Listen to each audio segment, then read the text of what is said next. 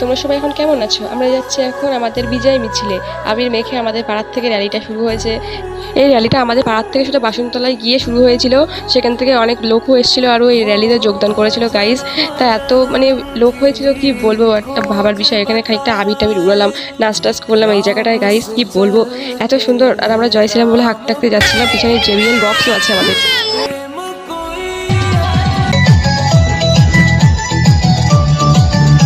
Guys ভিডিওটা ভালো লাগলে অবশ্যই একটা লাইক করো আর কমেন্টে জানিয়ে জয় শ্রীরাম।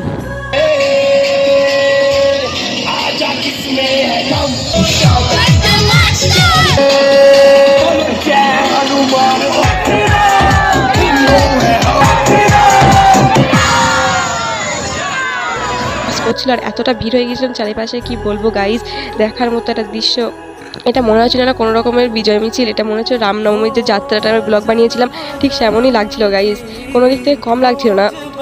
সবাই এখানে জাস্ট আনন্দ করছিল এত পরিমাণ, আর আবির ওরা এতটা পরিমাণ এনজয় করতে করতে আমরা হাসনাবাদ ব্রিজ অব্দি পৌঁছে গিয়েছি। তারপরে সন্দেহ হয়ে গিয়ে গাইস, তোমরা কারা কারা গেছিলে এই মিছিলে আবার তোমরা যাবে আমাকে কমেন্ট করতে ভুলো না। আর ভিডিওটা ভালো লাগলে অবশ্যই একটা লাইক করে দিও গাইস।